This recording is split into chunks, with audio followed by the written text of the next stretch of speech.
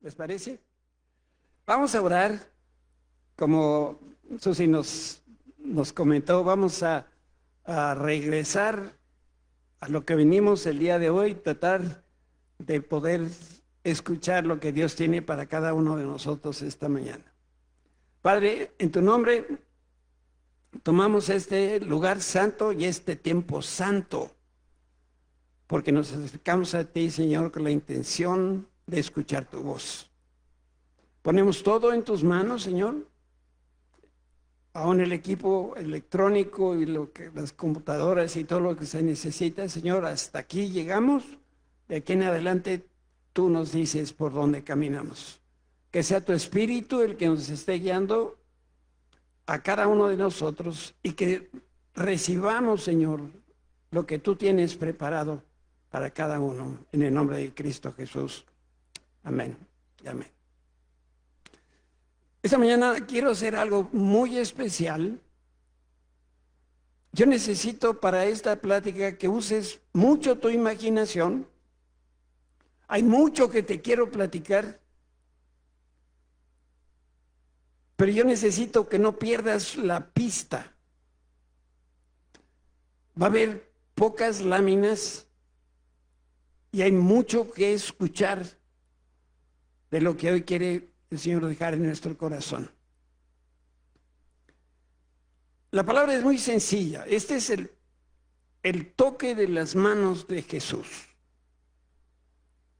Ese es el tema, esa es la plática. De esto vamos a hablar. Podríamos aquí terminar y principiar. Esto es lo que Dios quiere que recibamos. Dios dice, cuando la suegra de Pedro estaba enferma y postrada en cama, yo me acerqué a ella, toqué su mano y la sané. Así también me acerco a ti cuando te sientes débil o enfermo o te faltan las fuerzas. Mi corazón no es indiferente a tu dolor. Conozco cada una de tus necesidades y respondo cada oración que presentas delante de mí. Mi mano puede traer sanidad a tu cuerpo, restauración a tus emociones, descanso a tu corazón. Cuando el cansancio quiera mantenerte rendido, yo te voy a sostener con mis manos y te voy a ayudar para que te levantes. Renuevo tus fuerzas para que continúes caminando, sirviendo y cumpliendo el propósito que Dios tiene para ti. No temas cuando la enfermedad llegue. Acércate a mí y descansa bajo mi cuidado. Yo sigo siendo tu Salvador, tu sanador. Y lo que yo hago, lo hago con amor, con sabiduría y en mi perfecta voluntad. Eso fue un testimonio de lo que Dios hizo en la suegra de Pedro. Cuando la hija de Jairo había muerto y todos pensaban que ya no había esperanza, dice el Señor, yo entré a la habitación, tomé la mano y le dije, levántate, y de inmediato la niña volvió a la vida y se puso en pie. Así también entro en cada área de tu vida donde parece que todo está extinguido. Cuando una situación parezca perdida, recuerda que lo imposible para los hombres es posible para mí. Yo puedo renovar tu esperanza, fortalecer tu fe y dar un nuevo comienzo a lo que podría parecer el fin de las cosas. Mi poder es mayor que las noticias más amenazadoras, mayor que tus pérdidas, mayor que las amenazas con las que se ha venido apagando la esperanza en mí. Yo tengo la autoridad sobre la vida y sobre la muerte. Aunque en este mundo tú atravieses por momentos de dolor, no olvides que los que creen en mí tienen promesa de vida eterna. Por eso yo tomo tu mano hoy y te levanto para que vivas eternamente en mi presencia. Ese es el testimonio de la hija de Jairo. Cuando Pedro se hundió en el mar, yo extendí mi mano, lo tomé y lo rescaté, y lo mismo hago contigo. Cuando atraviesas por problemas y sientes que tu fuerza se agota, clama y yo responderé. Mi mano te sostiene y evita el temor. Cuando te encuentres en medio de la tormenta, siempre estoy a tu lado. El toque de mi mano trae paz en medio de la confusión. Cuando dudes o tengas miedo, recuerda que nunca te abandono. No te prometo una vida sin tormentas, pero sí te aseguro que no estás solo. Este es el testimonio de Pedro.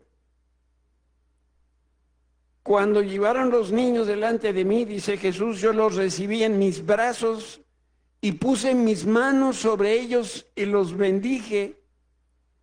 Y aunque algunos intentaron apartarlos, yo ordené, dejen que los niños vengan a mí. Así como te recibo cuando te acercas con un corazón humilde y confiado, no eres demasiado pequeño ni demasiado insignificante para mí. Siempre tengo la disposición y el tiempo para ti. Acércate con la sencillez de un niño, confía en los brazos de tu Padre, ponte bajo mis manos, donde siempre vas a encontrar aceptación, cuidado, bendición y amor. No creas que estoy lejos. Conozco tus debilidades, tus heridas, veo tus lágrimas, escucho cada uno de tus clamores. Pon tu vida en mis manos, porque mis manos heridas por los clavos son manos de amor, de poder y de salvación. Fíjate, cada persona que buscó a Jesús, Él la tocó. Y cada persona que el Señor tocó, la transformó. Pero creo que una de las personas que más cambió, así como cité a Pedro y a la hija de Jairo y a la viuda de Pedro, y a esos niños que el Señor Jesús bendijo, para mí hay un caso en la Biblia que es fundamental aquí. Cuando una caricia de Jesús cambió la lepra de una persona por salud completa. Y este es el pasaje que está en Mateo 8. Al bajar Jesús por la ladera del monte, grandes multitudes lo seguían. De repente un leproso se acercó y se arrodilló delante de él. Señor, dijo el hombre, si tú quieres, puedes sanarme y dejarme limpio. Jesús extendió la mano y lo tocó. Sí quiero, dijo, queda sano, y al instante, ¿qué pasó? La lepra desapareció. No se lo cuentes a nadie, le dijo Jesús. En cambio, preséntate ante el sacerdote y deja que te examine. Lleva contigo la ofrenda que exige la ley de Moisés a los que son sanados de lepra. Esto será un testimonio público de que has quedado limpio. ¿Qué encuentro tan impresionante tuvo este leproso con Jesús? Pero qué poquitos detalles dejó Mateo. Ni siquiera nos da el nombre de la persona que es el protagonista. Por eso cuando yo leo una porción de la Escritura como esta, del leproso que Jesús tocó, yo me hago muchas preguntas, aunque no siempre tengo todas las respuestas. Y lo que sí me queda claro de este pasaje bíblico es que el leproso tomó la iniciativa y él buscó a Jesús. ¿Cuántas veces te ha hablado tu doctor para decirte, ¿cuándo vienes a consulta? ¿Cuándo? ¿Quién le tiene que llamar al doctor? ¿Quién? Yo. El leproso buscó a Jesús. El enfermo hizo una petición concreta al Señor. Y la respuesta fue que el Señor lo tocó con sus manos y la vida del leproso cambió de manera radical. Como lo comenté, la Escritura no nos da los pormenores de este evento, de manera que voy a tener que darme el atrevimiento de pensar que algunas cosas pudieron haber pasado. Este es Gómez hablando, Eso no es lo que dice la Escritura. pero quizá con nuestra imaginación podemos ir atando algunos cabos.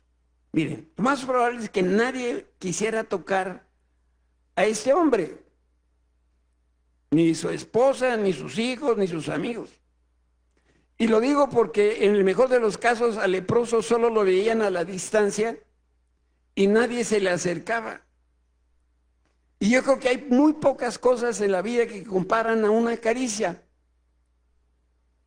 ¿Cómo dices compasión y misericordia si no tocas? Si no te acercas y abrazas. Porque aún las mejores palabras necesitan la otra parte. Mira, hasta que fuimos azotados por la pandemia nos dimos cuenta de la importancia que tiene el tacto en nuestras relaciones. Lo que antes hacíamos de forma natural, no lo pudimos hacer por mucho tiempo. Estadísticamente y oficialmente la Ciudad de México implementó ese famoso programa de sana distancia y se mantuvo como una recomendación por 2 años y medio. A medida que iba disminuyendo la pandemia, se iban bajando un poquito las reglas. Pero no sé si se acuerdan cuando veíamos correr con máscara. ¿Sí? ¿Se acuerdan? Y besábamos con máscara. No es lo mismo, ¿eh? Lo que sí voy a hacer una confesión. La única virtud que le vi a las máscaras es que podía bostezar.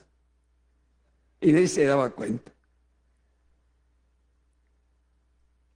Antes de la pandemia nosotros saludábamos de mano, abrazábamos a las personas que conocemos y también besábamos a los amigos de la familia. Bueno, la enfermedad le había robado a este hombre leproso la salud física, pero también le había robado el amor y el afecto de las personas que él amaba. Y no sé para ustedes, pero para mí, la vida no está completa si no hay contacto físico con las personas. La ley judía prohibía que un leproso caminara libremente por las calles. Mantenían lo más lejos posible de los leprosos. Porque ellos creían, estos hombres religiosos, que si se acercaban a un leproso, no podían oficiar durante 2 semanas. ¿De dónde sacaron esto? Del ombligo. Decían que el aire que tocaba a un leproso, a una persona no limpia, los contaminaba. Los rabinos no iban al mercado, porque el aire que tocaba a las personas, por ejemplo, que no eran judías, después les podía tocar a ellos. Imagínense con la lepra, no, de lejos, absolutamente todo. En tiempo del Nuevo Testamento, la lepra era una enfermedad mortal, probablemente de las más mortales conocidas hasta ese tiempo. Compararía el día de hoy con el cáncer o quizá con una enfermedad de corazón o los derrames cerebrales de nuestros días. Y además del tormento físico, el padecimiento era repulsivo a la vista, porque el enfermo desarrollaba úlceras en todo el cuerpo y con el paso de los días las heridas se iban infectando y a veces la lepra afectaba los nervios y eso tenía como resultado que perdían sensibilidad. En consecuencia, con facilidad perdían miembros completos como dedos o apéndices del cuerpo.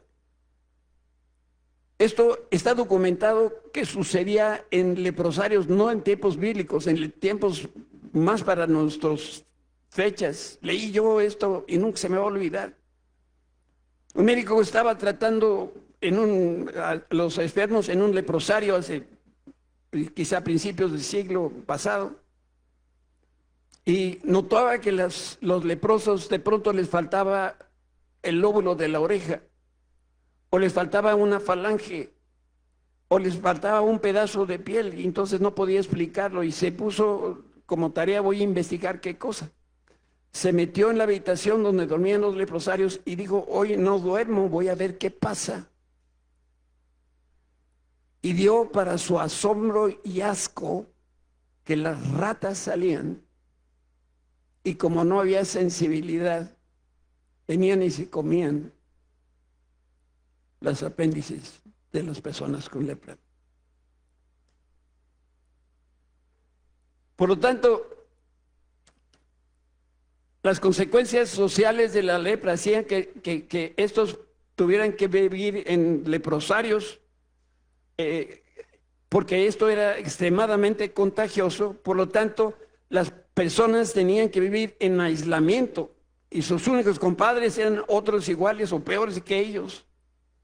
El imperio de Roma, los judíos y los no judíos del siglo I desterraban a los leprosos y los obligaban a vivir en estas colonias a las afueras de la ciudad. Con la mentalidad occidental, para nosotros, decimos un leproso es un enfermo. Pero con la mentalidad oriental, es decir, para los judíos, un leproso era el más ruin de los pecadores. Y para ellos la lepra era la enfermedad espiritual que también, decían ellos, se contagiaba. Mira, por favor, voltea con el que tienes, capaz de que tiene algún pecado contagioso. No, voltea, en serio. Yo veo unas, hay con unos que no me siento, no vaya a ser.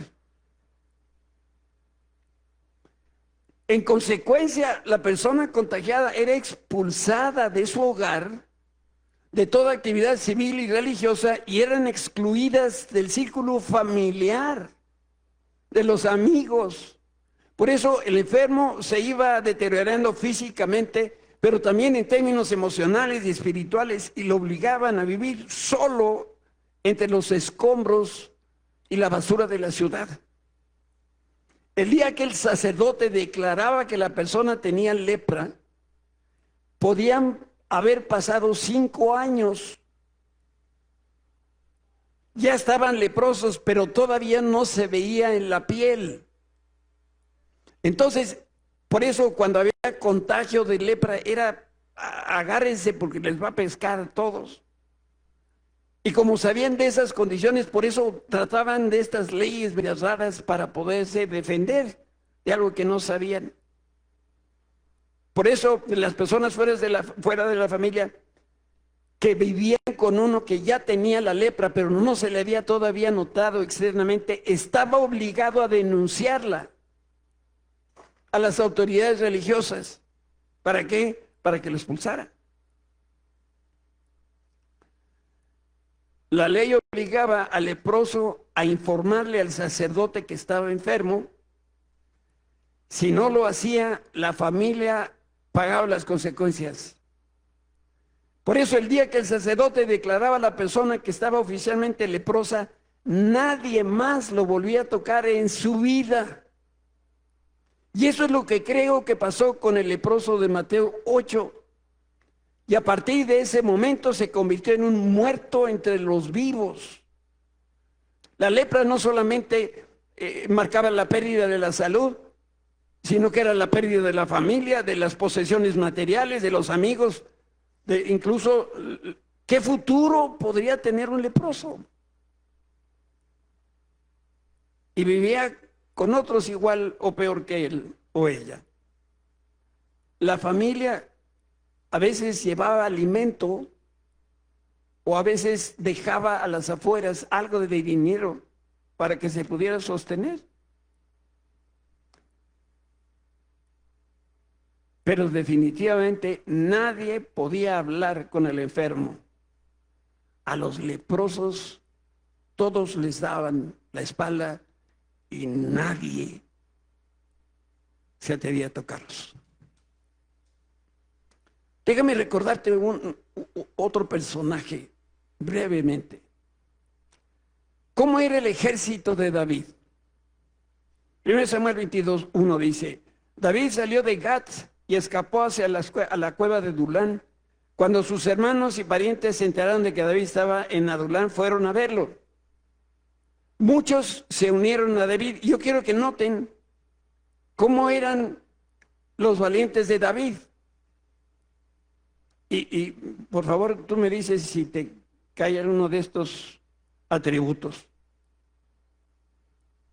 Estaban metidos en algún problema. Debían mucho dinero. No estaban satisfechos con la vida. Estos eran los valientes de David. Y dice la Biblia que se juntaron 400 dados al cuas, eso es en hebreo, que significa... ¿Por qué menciono los soldados de David? Porque las personas que pasan por problemas graves, como los que cita la Escritura, las personas pasan por este tipo de experiencias y lo único que reciben es rechazo. No sé si alguna vez te han corrido de un trabajo. A mí sí. Y te lo puedo decir en carne propia. Del momento que pisas la calle del lugar donde antes trabajabas y entras a algún lugar social, sientes que todo el mundo se da cuenta que te corrieron. Que todo el mundo sabe que te quedaste sin chamba. ¿A quién corren las empresas? A los burros.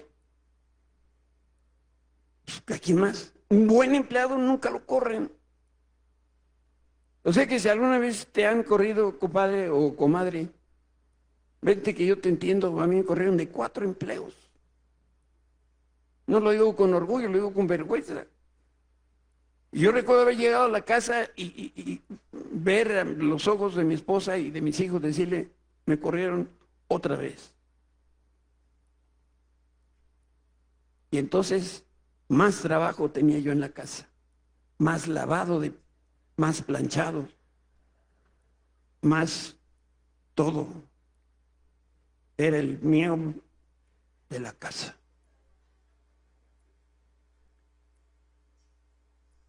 Creo que ya me voy.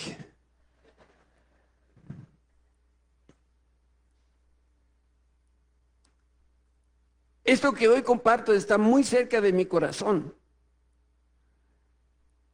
porque esta es la visión que Dios nos dio para Oasis, nuestra iglesia.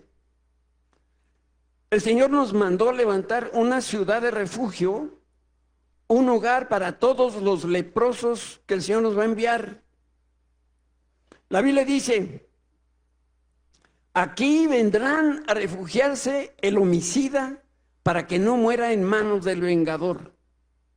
En los tiempos bíblicos, en el Antiguo Testamento, las diferentes tribus tenían una zona donde ellos habitaban y construían sus lugares para habitar. Y había lugares especiales que se llamaban ciudades de refugio. Entonces, como la ley era ojo por ojo y diente por diente, si el homicida mataba, pues ¿qué le iba a pasar? Pues lo van a matar a él. Pero había ocasiones de que fue sin querer.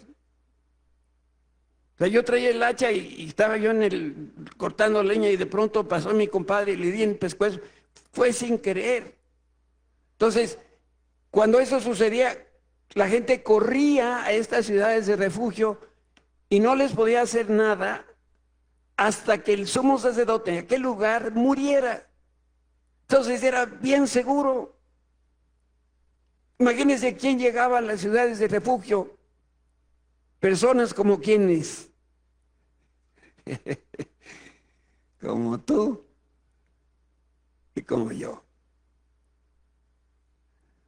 Oasis es una casa espiritual para el que cree en Cristo. Y es una casa espiritual para el que no cree en Cristo. Y para el que está huyendo de sus problemas.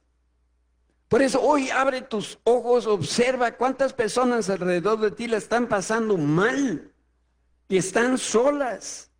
Es importante que nosotros aprendamos a ver a las personas y no lo que les pasó a las personas. En especial debemos ser sensibles con los que están tristes, los que están enfermos, los que sufren. Por eso tenemos este ministerio de oración. No es para que se anoten los que están amolados. No, es porque vamos a estar orando por ellos. Claro, si no nos dices, pues el don de la adivinación no es bíblico, entonces no lo tenemos. Quizá la distancia que hemos puesto entre ellos y nosotros los hemos hecho hacer sentir como contagiosos. Y alguien así va a evitar a toda costa que lo vuelvan a lastimar y se va a aislar. Por eso, cuando yo comparo mis achaques con el horror de la lepra, a mí me hace pensar que este hombre ha tenido momentos en donde ha querido decir, hasta aquí llegué. Estoy cansado de esta vida. Y no me refiero solamente a lo físico. Fíjate qué pasaba. Usaban la misma ropa que había sido tejida. Imagínense a qué olía. Ropa que tenían que emplear en aislamiento obligatorio. La falta de un hogar, la escasez de la comida. Y sobre todo, eso que tenían que decir para que la gente no se acercara. Imagínate tú a los cuatro vientos diciendo soy inmundo. ¿Qué va a hacer la gente? Se va a apartar de ti. Pero cuando entendemos el ministerio de este lugar, cuando alguien está enfermo es cuando más necesita abrazos como los de Jesús, que viene y te abraza. ¿Qué desearía este hombre? Que su vida terminara. ¿Para qué seguir viviendo de esa manera? Por eso yo creo que un día este leproso se despertó, salió de su encierro, se dirigió a la ciudad sabiendo que no tenía que estar ahí. Y a lo mejor se escondió detrás de un árbol y a lo mejor también desde lejos pudo ver a su esposa y a sus hijos. Pero en algún momento alguien se dio cuenta de su presencia. Cuando lo vieron ocurrió lo mismo de siempre. Las personas gritaban horrorizadas, pero era demasiado tarde. Las cosas no podían ser peor para ese hombre, pero además tenía muy poco que perder. Por eso lo que decidió fue buscar ayuda. Se acercó a este hombre nazareno que decían que era el Hijo de Dios, porque él estaba convencido que cuando estuviera frente a Jesús, solo podían ocurrir dos cosas. Una, los religiosos lo apedreaban por inmundo, o Jesús lo sanaba. ¿Y qué hizo el leproso? Se armó de valor, se dirigió donde estaba Jesús. Él quería que su vida cambiara, estaba listo para resolver y definir su situación. De esta chamba, de esta cosa que estoy haciendo, nadie me saca. Yo no sé si este hombre estaba enojado con Dios por su situación. El leproso, lo que sí sé es que estaba desesperado porque cargaba a cuestas algo terrible durante muchos años. Y este sufrimiento lo impulsó. Este era el último paso que iba a dar. O muere en manos de los religiosos o Jesús lo sana. Pero ese día, el leproso dijo, ese día se resuelve mi problema. De pronto el leproso vio a Jesús. Estoy seguro que la frustración y ese enojo acumulado de todos esos años se disipó en el instante que lo vio. Todas estas maquinaciones que se hizo en la cabeza de lo que iba a suceder, vaya, hasta el dolor que sentía en el cuerpo seguramente desapareció. Y antes de que pudiera pronunciar una sola palabra, yo creo que el leproso sintió que Jesús lo amaba, que Jesús se interesaba en él. Y esa expresión corporal de Jesús, de decirle, yo aborrezco la lepra, porque Jesús detesta el pecado, pero ama al pecador.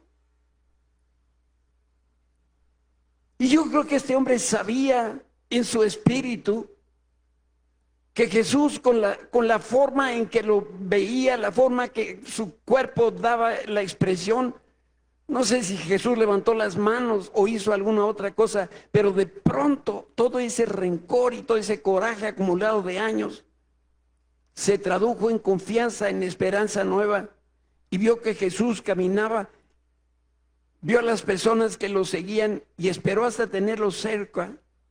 Después se acercó con Jesús y en esa hora Jesús no reprendió a los que lo desecharon.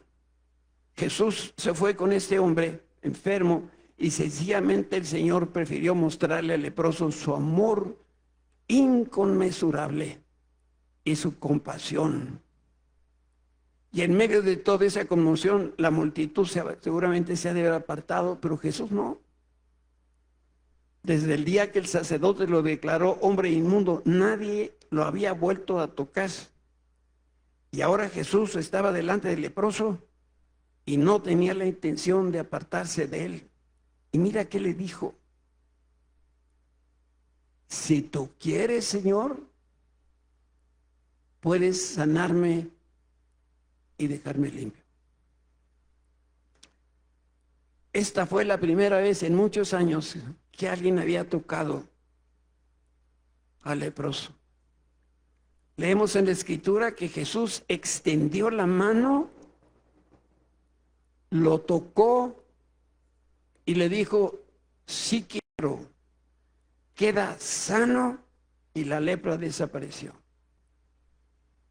En ese momento corrió por sus venas seguramente una corriente como eléctrica, sobrenatural, como nunca antes la había experimentado.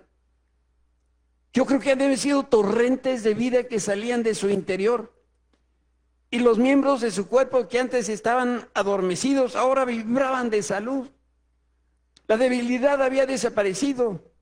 El hombre ahora dejó de mirar al suelo de vergüenza, porque ahora podía levantar la frente en alto.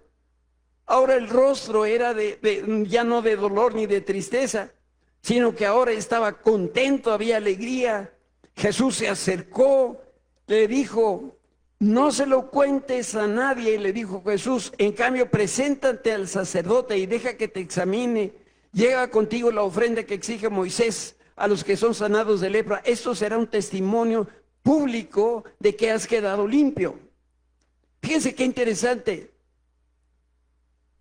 Quería Jesús hacer un testimonio público, que todas las gentes se enteraran. Yo mientras estudiaba, y suelo hacerlo en estos casos donde no tenemos tanta la información, si yo hubiera sido un leproso recuperado de la salud, hubiera corrido donde estaba el sacerdote, como Jesús dijo, pero yo lo apachurraba. Después me iba con mi esposa y con mis hijos y yo los exprimía. Y después me iba con aquellos que me dieron la espalda y me dijeron de cosas, y los abrazaba, los besaba, pero ¿saben cuál es el beso de la vaca? Con besos salivones a cada uno de ellos. Qué increíble manera la de Jesús de hacer las cosas. Solo tenía que decir una palabra y el leproso hubiera quedado, pero no, el Señor Jesús lo quería tocar.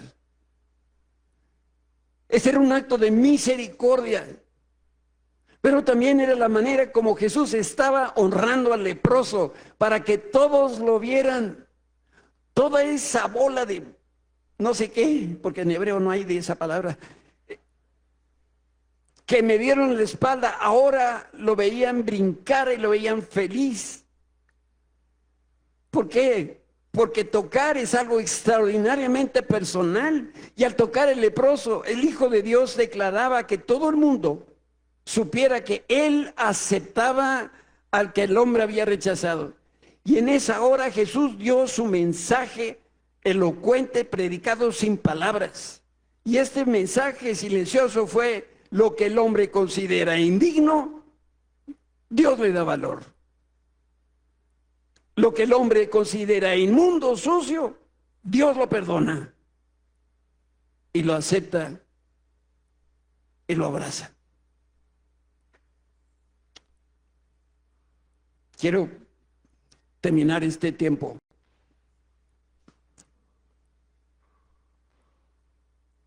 enfatizando una vez más el poder que Jesús tiene de tocar a las personas.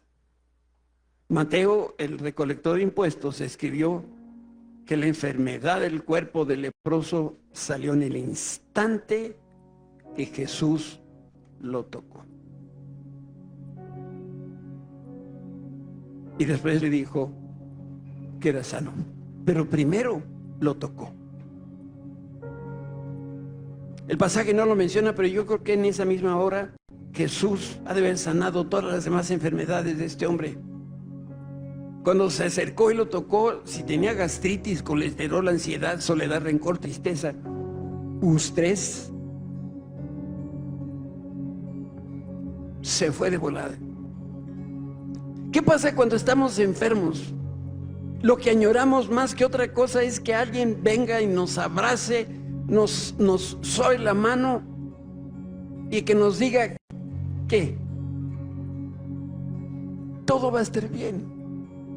Ahorita viene a mi corazón una experiencia.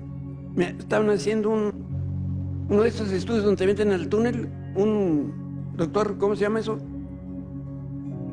¿Cómo? Tomografía. Y entonces, si no has tenido la experiencia, es como ir a Six Flags, pero en chiquito. Te ponen en aquella cosa, en una camilla, y con una bola de explicaciones. Las camillas, miren, apenas si cabía yo. Las manos no tenía yo dónde ponerlas. Y entonces, no se mueva. ¿Quién sé qué? Una serie, como ladrándome, una serie de instrucciones. ¿Quién sé qué? Cierra los ojos, abre los ojos. ¿Quién sé qué? Pon un cojín, no te muevas. No respires, que no te late el corazón. Tú estás ahí adentro, ¿no? Y le dije a la enfermera que estaba ahí, oiga, deme la mano. Y me extendió la mano. Mi esposa ya lo sabe.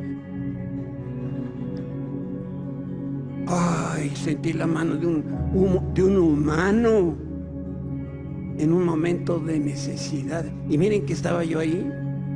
Doy unos golpeteo, pero no pasa nada. Y uno entra y sale sin ningún problema. Imagínate cuando estás enfermo, cuando lo estás pasando mal, necesitas el consuelo de un amigo. Uno de los músicos más famosos en el siglo XIX fue un noruego que fue autodidacta de nombre Ole Bonen-Bull. 1880 murió. Y era famoso por la maestría con la que tocaba el violín. Era compositor, concertista, y estaba dotado de una habilidad exquisita y viajó extensamente por Europa y América, y donde se presentaba llenaba las salas de teatro. Durante su vida el éxito lo seguía, y para algunos se convirtió en el violinista de mayor renombre de sus días. Era conocido naturalmente en los círculos de cultura, en otros círculos no era tan conocido. Y cuentan sus biógrafos que un día, mientras visitaba un bosque en Europa, se perdió en la oscuridad de la noche y tropezó con una cabaña rústica, propiedad de un ermitaño, un hombre tosco, viejo, que le abrió la puerta, lo hospedó y le brindó cobijo, porque el frío era intenso. Después de cenar, los dos se sentaron frente a la chimenea y el viejo ermitaño sacó un violín maltrecho, todo desafinado, y como pudo le sacó al instrumento algunas melodías sencillas, bastante burdas. Y Ole Bonen-Bull se dirige a este ermitaño y le dice, ¿me permite tocar su violín? Y este hombre le dice, no creo, porque a mí me tocó muchos años aprender a tocar el violín. El maestro le insistió, por favor, permíteme su violín.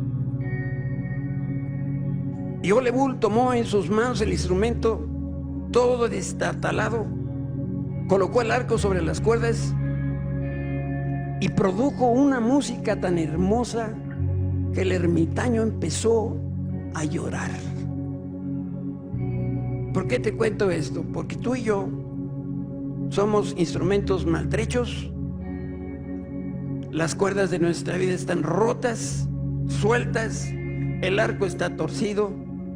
Sin embargo, si nosotros permitimos que Cristo tome el control de nuestra vida, que tome lo que somos, un instrumento maltrecho, Él es capaz de sacar la melodía o melodías que van a hacer que los ángeles del cielo se pongan celosos.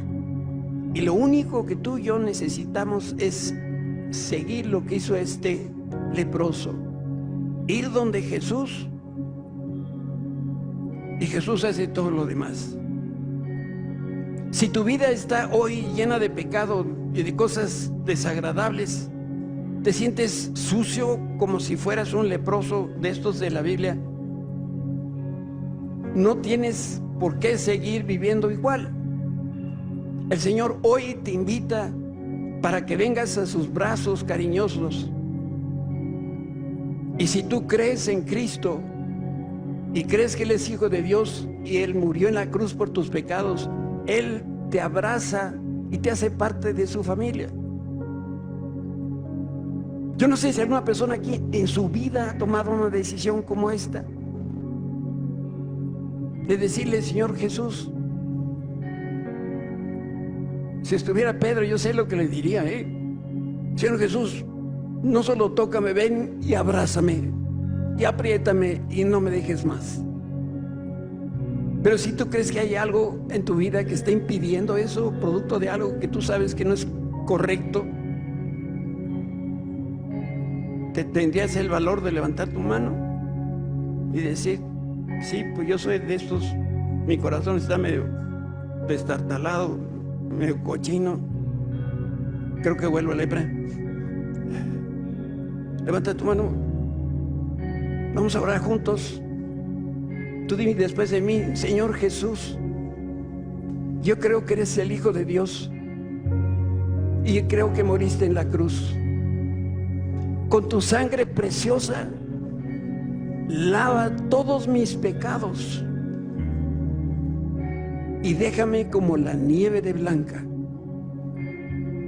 En el nombre de Cristo Jesús.